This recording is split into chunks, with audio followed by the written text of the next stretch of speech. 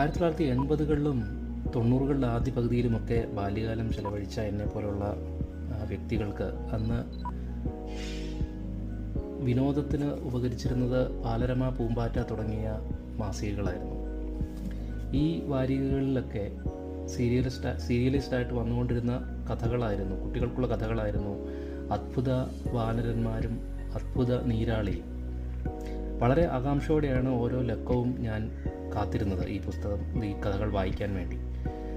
KV Ramanathan എന്ന എഴുത്തുകാരൻ എഴുതിയ ഈ പുസ്തകങ്ങൾ അന്ന് കുട്ടികൾക്കിടയിൽ വളരെ പോപ്പുലറായിരുന്നു. പിന്നീടത് പുസ്തകങ്ങളായിട്ട് ഇറങ്ങുകയും ചെയ്തു. ആ 2 പുസ്തകങ്ങളും കുറേ കാലം ഔട്ട് ഓഫ് പ്രിൻ്റൊക്കെ ആയിരുന്നു. പക്ഷേ ഈ അടുത്ത് ഞാൻ ആ പുസ്തകങ്ങൾ വീണ്ടും മാതൃഭൂമി ബുക്സിൽ നിന്നും ഞാൻ അവ വാങ്ങിച്ചിരുന്നു. അതിൻ്റെ കൂടെ തന്നെ ഞാൻ വാങ്ങിയൊരു പുസ്തകമാണ് രാജുവും റോണിയും. ഒരുപക്ഷെ പൂമ്പാറ്റയിലോ ബാലരമയിലോ അക്കാലഘട്ടങ്ങളിൽ സീരിയലൈസ്ഡായിട്ട് വന്നിട്ടുള്ള ഒരു നോവൽ തന്നെ ആയിരിക്കാം ഇത്.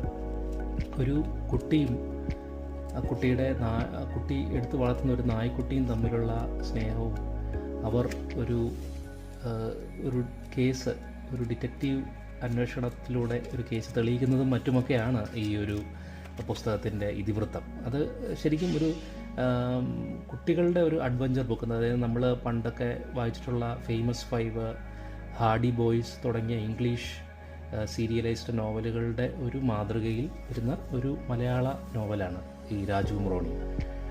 വളരെ രസകരമാണ്. കാരണം നമ്മുടെ ആ ഒരു കാലഘട്ടത്തിലേക്ക് നൊസ്റ്റാൾജിയ കൊണ്ടുപോകുന്ന ഒരു പുസ്തകമാണിത്.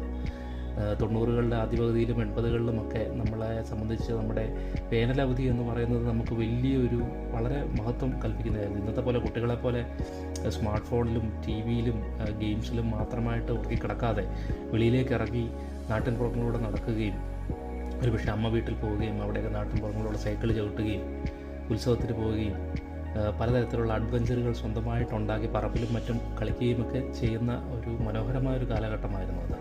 ആ കാലഘട്ടത്തിലേക്ക് നമ്മളെ തിരിച്ചു കൊണ്ടുപോകുന്ന ഒരു പുസ്തകമാണ്. വളരെ ഇന്നസെൻ്റായ ഒരു കഥ എന്ന് വേണമെങ്കിൽ പറയാം.